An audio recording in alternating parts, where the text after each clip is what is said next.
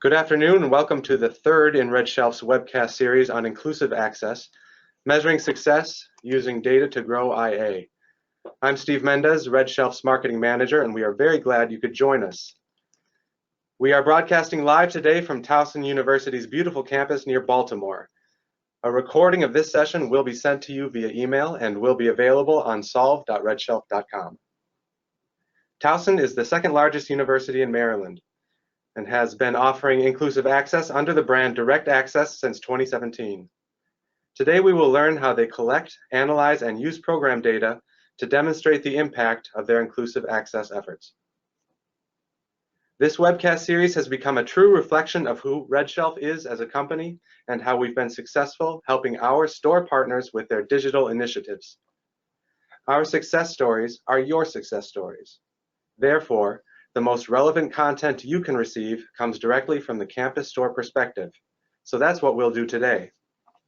Before we get started, a few housekeeping items. Attendee phones will be on mute, but you can submit questions via the Q&A feature at the bottom of the GoToWebinar control panel on your screen. We will answer questions during and after the discussion. If we are unable to get to your question before the end of the event, someone will follow up with you via email. A satisfaction survey will appear after the webinar. Please complete that to help us improve future events. Now, some introductions. Stacy Elofir is University Store Director at Towson University. For the past 10 years, Stacy has been helping the university store respond to and grow through a rapidly changing market by bringing new ideas to Towson. Stacy was previously store director of the university store at American University in Washington, D.C., a Valet managed store, and was also associate director of the store at Loyola University, Maryland. Earlier in her career, Stacy ran the Barnes & Noble retail superstore in Baltimore. Stacy has a degree in elementary education from the University of Maryland. Also with us is Sara Ellenberger. She is the director of sales and account operations at RedShelf. Sara started her bookstore industry career as a student worker at the co-op store at Indiana University of Pennsylvania before taking a permanent position there after college. She served as the textbook director at IUP for 10 years. Before joining the team at RedShelf, Sara was the academic materials manager at the Cornell store. Also with us is Tyler Coleman, account executive for SaaS third-party partnerships at RedShelf. And Tyler is going to help coordinate your questions during the session. So with all that, I'm going to pass it now to Sara and Stacy. Thanks, Steve. So Stacy, happy to be here with you today. Can you just tell us a little bit about Towson University and specifically about your store? Sure. Towson University is the second largest public university in Maryland, and we're located like 8 miles outside of Baltimore City and less than an hour from Washington, D.C. It's a beautiful campus. It's going through a lot of remodels. The campus store is located in the University Union, and the Union building is right now being renovated majorly. They're putting in a big spiral staircase through 3 floors. So we are, right now the store is located in a temporary space that's about a third size of where we were, and our staff is spread out over like 4 different locations. So it's been challenging, but it should be exciting when it's done. Great. How about a little bit about the demographics of Towson, enrollment, things like that? Gotcha. So total is about 26,000. Okay. 23 or so are undergraduate, and then they have like 3,200 of graduate students. We have a very good on-campus population, but we also are known as a commuter school. Mm-hmm. I think we are one of the major, well, we are supporters of the alumni that go here in the Maryland, Pennsylvania, Delaware area, support like some crazy number, like 85% of the workforce. Wow, Yeah. that's amazing. Okay. Well, obviously we're here to continue our conversation about inclusive access. So can you tell us a little bit about your journey starting your direct access program? What were the main reasons that you began offering inclusive access here?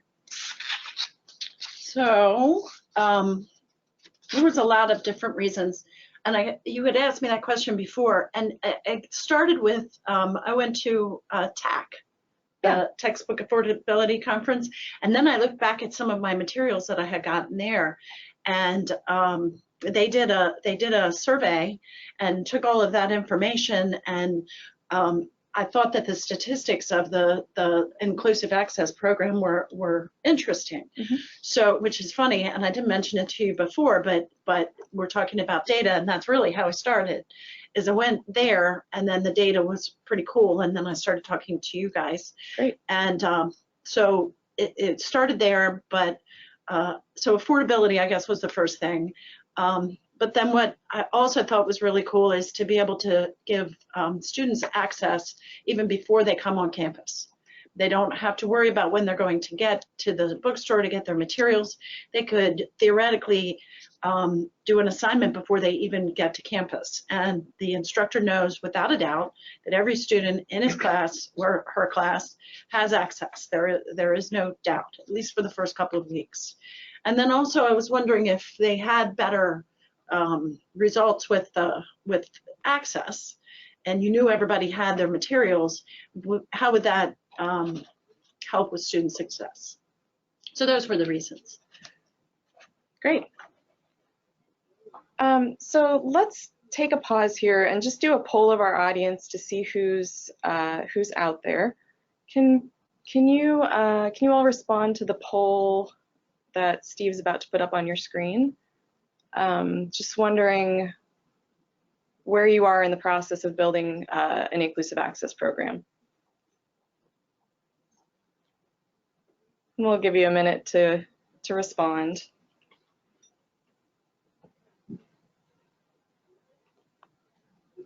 So it looks like over half of our audience is scaling a program, about 23% gathering information, and then 21%, 23% or so managing a pilot.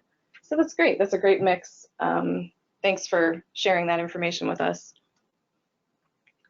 So Stacy, I know that you started your program in spring of 2017. At the same time or in conjunction with that, what other programs were you doing in the store to kind of support the direct access initiative and affordability and all of that? Well, I guess we knew that we were going to have a remodel. And so we began to look at our textbook floor differently, because if any of you have been through a remodel, you know that they ask you years in advance what the store is going to look like in 5 to 10 or 15 years. So I had administration that said, oh, we're not going to have textbooks anymore. Oh, we're not going to, so that was challenging for me. To be able to deliver my ideas about how our store should look, but that also how it should look way after we're not here. And when I say we, I mean, my staff, that they've moved on to new staff at some point in time. So we looked at our sales floor, and we had the traditional textbooks on the floor and back stock in the back. And we wanted to make the floor more effective, and knew that we were going to be going to a lot more digital, because it was trending that way. And we put all of our textbooks alpha by author, so that was the first thing. And then we made it a smaller footprint, and it traditional uses clerk service, but we didn't like that word because nobody knows what it means. So we changed it to Valet. And so we were asked, how are you going to swing that? And it really works well with direct access, because it was a new program, and every single student that comes to our store gets a valet to explain exactly what the program is, as well as get them the materials, for their other courses. We also, in conjunction, did a textbook price matching. that is a really great like marketing tool. I just showed Sarah my fall price matches, and it's a very, I mean, we have 26,000 students. It's a very small amount. It fits in one folder. It's a very small folder. And it's been, you know, active for 3 years. And I mean, we'll do it for you right then and there. You don't have to fill out a form and wait a whole long time. But it's a really cool, why would you go anywhere else if we price match? Great. So can you tell me a little bit about your adoption site? You had told me the other day that you remarketed that. Oh, we did. So just like we did the U-Store Valet to market to the students, we did this last spring, we did remarketing for the faculty adoption, which I have no idea why that that phrase, nobody knows what it means. Not even faculty knows what it means. It's just so arbitrary. Mm-hmm. So we remarketed our course materials office, again, an arbitrary name, nobody knows what it means, and it doesn't sound very fun, to Towson U-Store. I have it right here. Did I give you? Ask Us. So it's Ask US Store. And we did graphics that were very similar and complementary to the Valet, and just went and visited all the faculty members, took them some plants, and called us a faculty resource center instead of course materials or, you know, faculty adoption, all that, and just ask us to be your course materials guide. And basically we came up with that, one, to make it look better, two, to rebrand us, and three, there's so many different things that you can use in your classes that we wanted to make sure that the faculty and staff knew that we were the experts and to utilize us in that way. Yeah, and that's great. I love that idea, and I'm sure that it goes really well hand in hand with building your direct access, having those, you know, building those relationships with the faculty on campus. That's great. So what challenges, all of the innovations that you just talked about, what challenges were you trying to address with those? Other than the space issue, was there anything else that was? I mean, an added benefit is definitely if all your course materials are behind a desk, that definitely helps with loss. Not just loss for, you know, theft, but also loss for paperwork because it's in one place. Yeah. So you're not tracking it down in 10 different places. So we did see a difference when we did our inventory on our course materials, which was pretty cool.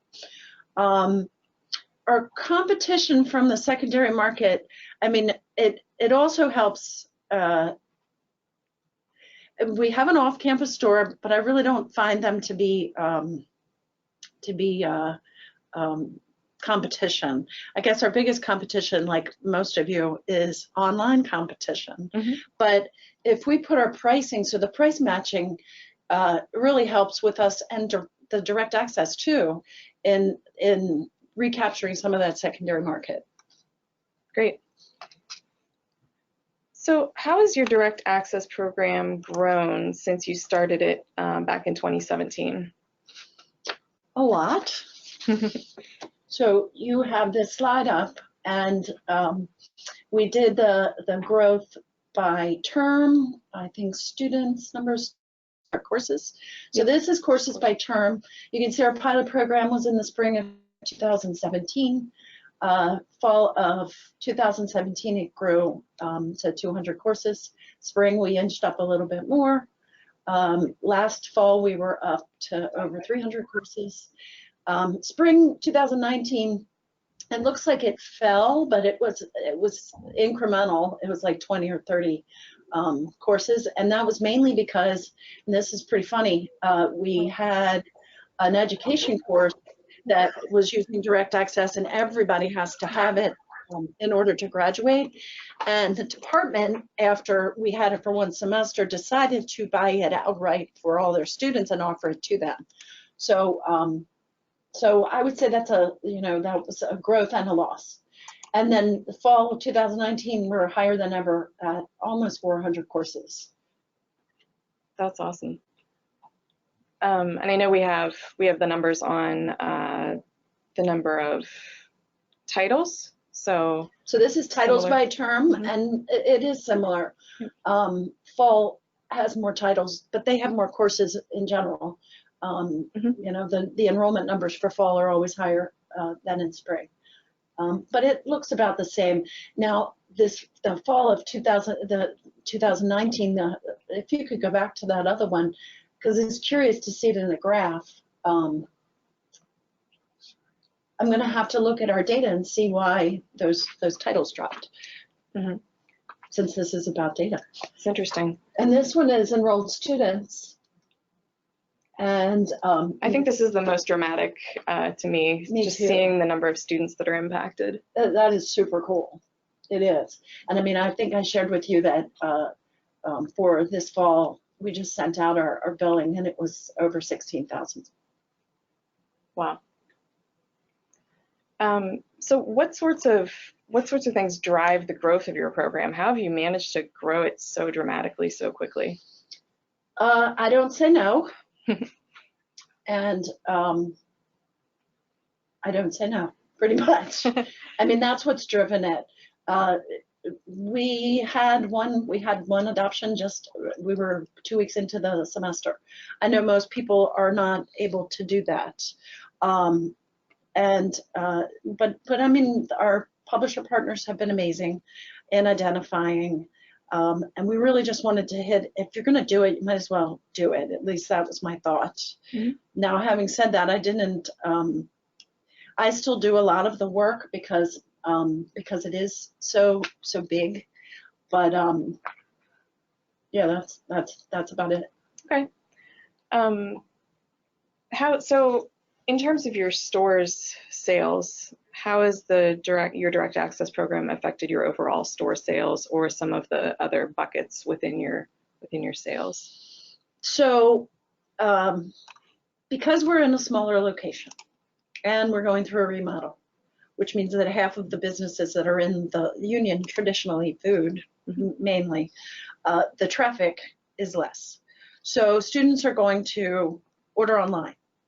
So we needed to make sure that we were, and so that goes back to that competition from secondary markets, Sure. that we had everything that an online provider, let's just say Amazon, because I mean, when we're looking for something and we can't find it, we look on Amazon too. So you might as well speak to your customer from where they are. And so what we've seen is that our textbook sales or our course material sales, whatever you want to call it, with the direct access, we have maintained and even kept a small increase in that department, which is great. Because you keep seeing a slide, and to be able to maintain and see an increase is the way you stay in business. Yeah.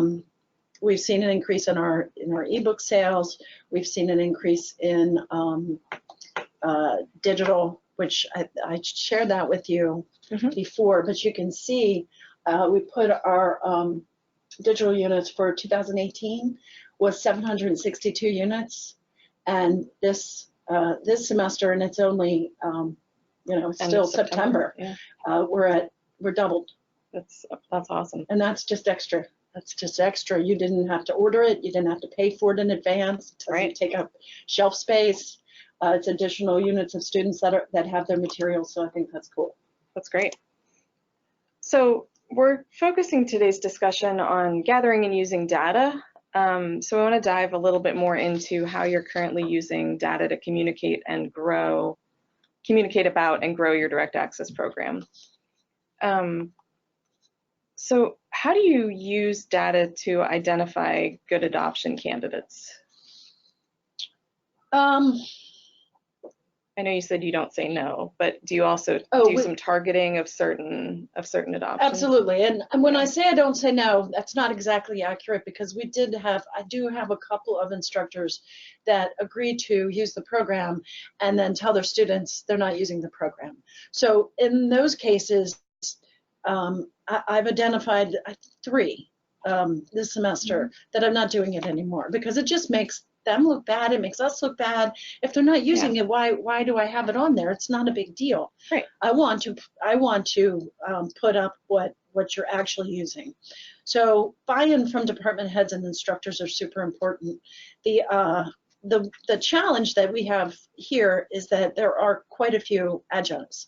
So up until, I mean, it could be the second week of class and we don't know who's going to be teaching it. So it makes it very difficult to meet with an instructor prior to and say, hey, listen, your department is using this thing. Do you know how to do it? Mm-hmm. Our publisher partners have been amazing in really committing to spending those first 2 weeks in classrooms, walking students and instructors through it, going to their offices and setting them up, which is super great.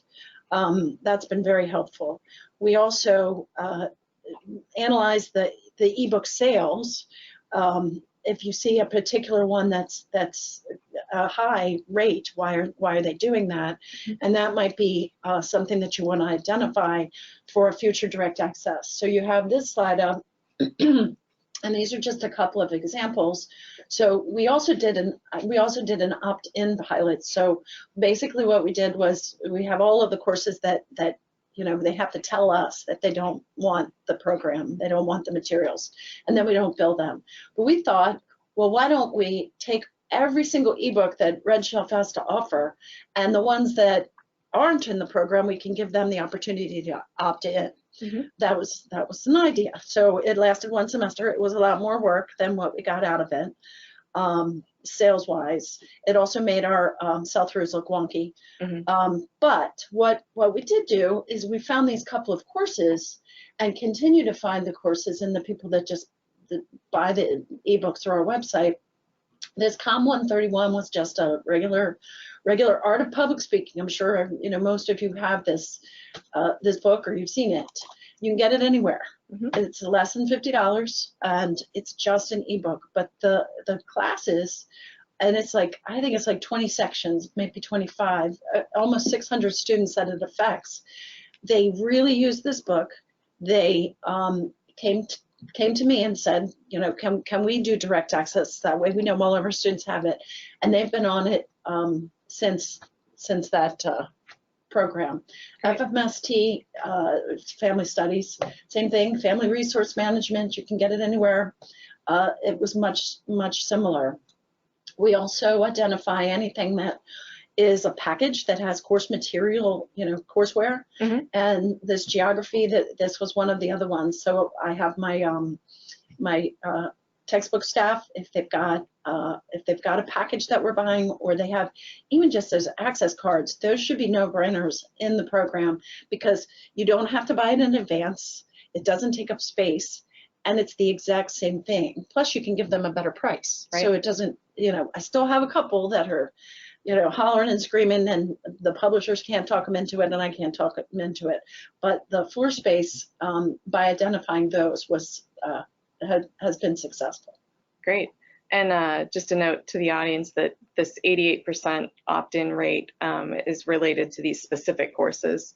Right. Your actual opt-in rate overall is? It's like 93%, mm-hmm. 94%. Great. And usually the 88% is pretty indicative of any just plain ebook titles. Ah, okay. Not normally the courseware. The courseware, if they're using it, it's closer to 100%. But the ebooks, I mean, you could argue that you could share. Sometimes they, read somebody else's or get an old edition or whatever. I think that's pretty good, 88% for an ebook. I'd say so, yep. So earlier you mentioned that comfort with digital seems to be increasing. Yes. How do you know that? How do you what are you seeing on campus that tells you that? I mean, the statistics for the ebook sales supports it, but also we did a survey last semester, and then we did another survey this semester for faculty and students. So as you might guess, the faculty survey was a lot, the participation rate was much lower. Yeah. But we did get some good information. And the student survey, I thought was successful the first time. It was like 155 students participated. It doubled, it more than doubled for this semester, and it went out, what, I think last week. Yeah. So we could probably even go higher than, double. That's really great. And I think we'll dive into some of those. We have a few slides showing the results of some of those survey questions. And before we do that, I just want to ask you a little bit about how has direct access boosted student success? I know you've had that, you have a really good example of a particular course here that's been. Oh, yeah. So one of our biggest courses and one of our best departments that are support and actually send other departments and other classes to us, as an example, is a Microsoft Office course. And so every single student at Towson has to take this one credit course in order to graduate, period. And what it includes is, like, the first 6 weeks they take the class for Microsoft Office, and they have the courseware that they do their homework and all of that stuff. And then the second part of the course, you have to take a test and get certified with Microsoft. And it used to be that this was a package that came with a code, and it was $400. It was $200 for the test, and it was $200 for the book and materials. So the first thing that we were able to do is get it down to under $200. It was $224 when we did our first 2 semesters, and then it went down this past semester to less than $200. So wow. It's not only did we get it down from the regular materials way back in 2017, but direct access prices are also being driven down, which is cool. That's fantastic. So I spoke to the coordinator of the classes, and he definitely said that his retention rate and his increase in pass rates had went up, he thought, about 10%. Now, I would like to say that I feel strongly that that students and faculty that are taking this direct access and using it in the way that it's intended definitely should be seeing an increase in their pass rates and in their students' engagement. What I'd really like is to be able to quantify that somehow, and if anybody's doing it, please let me know how you got the university to share numbers with you, because that's something that we would like to do. It'd be really valuable to know. It would. Great. So going back to surveying and everything, how do you do that? How do you measure instructor and student comfort with the direct access experience and with digital?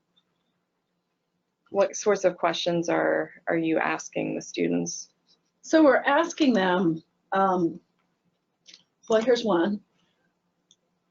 How do you measure success? So here's the slide about student responses.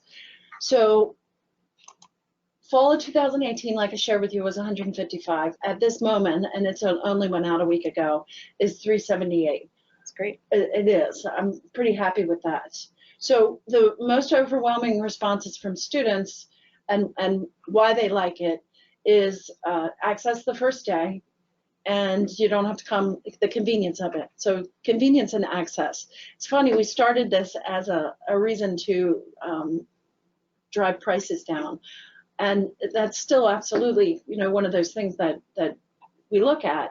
But from the perspective of students anyway, especially since we've been doing it 3 years, it's just the price. They don't know that it's cheaper. They don't know 3 years ago that that course cost $400.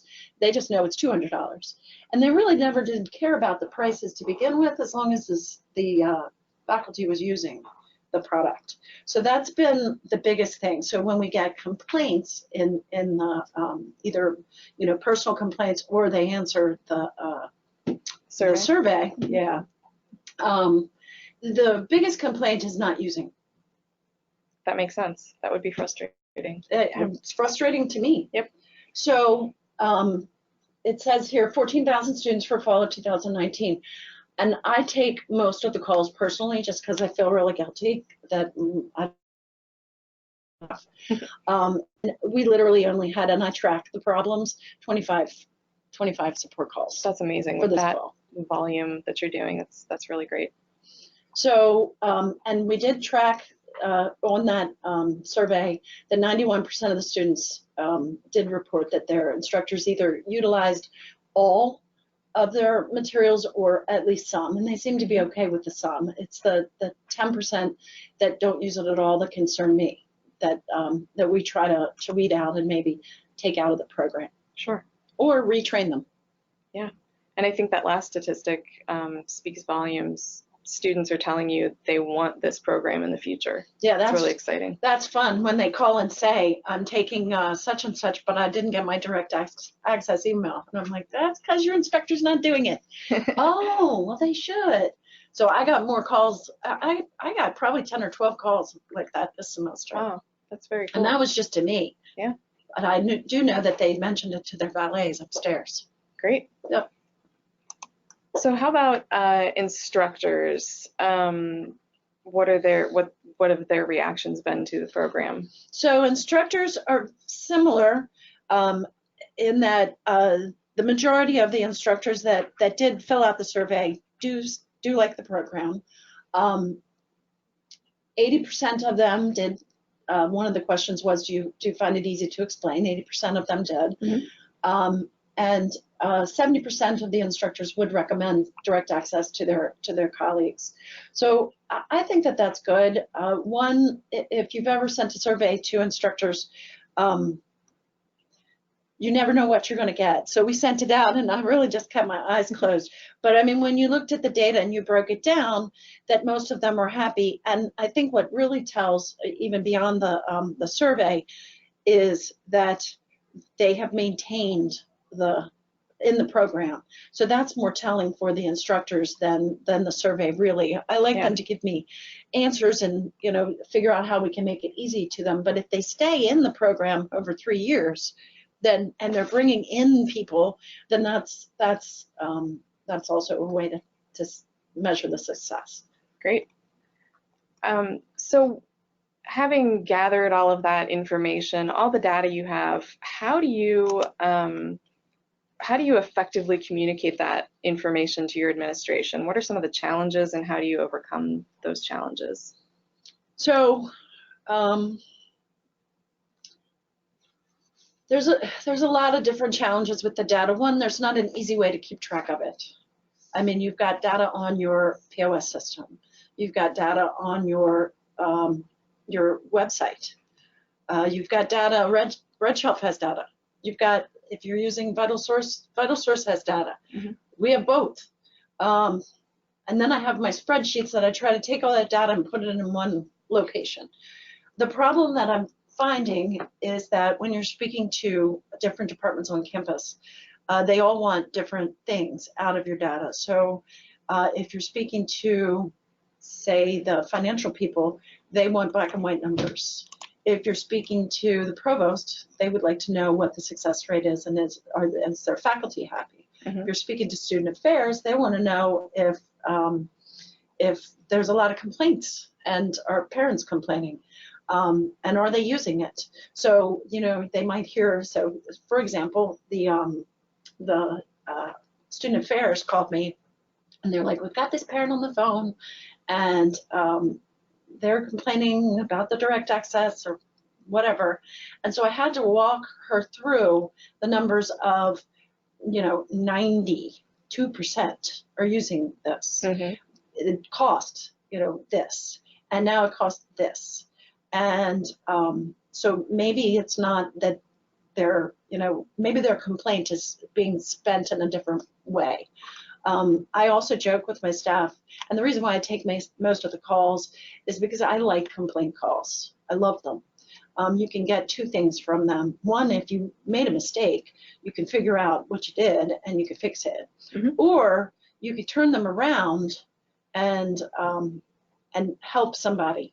So I don't think of complaint calls as a problem. I like them. It's a great attitude. Does that answer your question? It does. Just, I think one follow-up I have, talk a little bit about how you communicate around the change in revenue structure that IA presents as a problem as it scales, or an opportunity maybe instead of a problem? That's an ongoing challenge. So you're asked, the politically correct thing that we're all supposed to be doing is driving prices down for students. So, years ago they did a survey and it was, $700 a semester. That's what the average was. Well, if you look at the students' costs now with traditional, because we drive the prices down for traditional with rental, and a lot of different ways. We drive the prices down by offering ebooks, which are usually a fraction of the cost. And now we drive the prices down with direct access, which is also a fraction of the cost.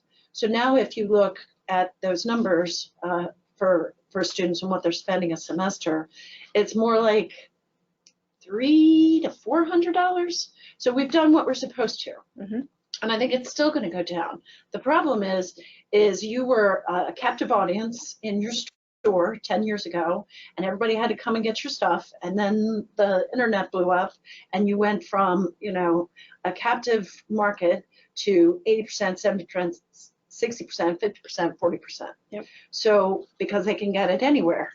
So now you look at, and you were making, this amount of money. So now you've lost that amount of money. At least that's how it looks to the financial people. Mm-hmm. But really what you should be looking at is the percentage that you're giving back to the university. Has that changed?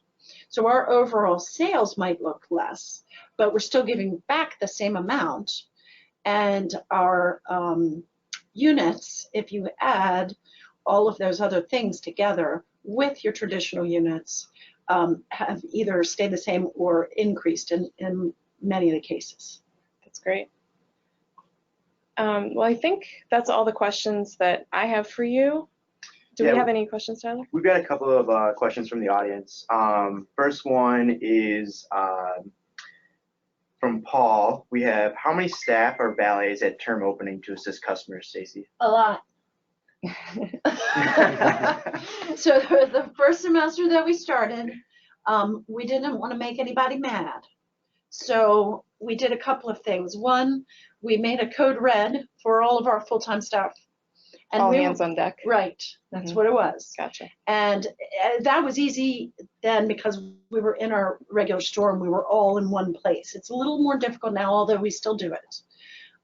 So if there was a line out the door, then we knew that every single person that wasn't, behind a register or on a phone needed to be at that valet desk. I didn't care what department you were on. We hired temporaries that knew that they were only going to be here for the first 3 to 4 weeks.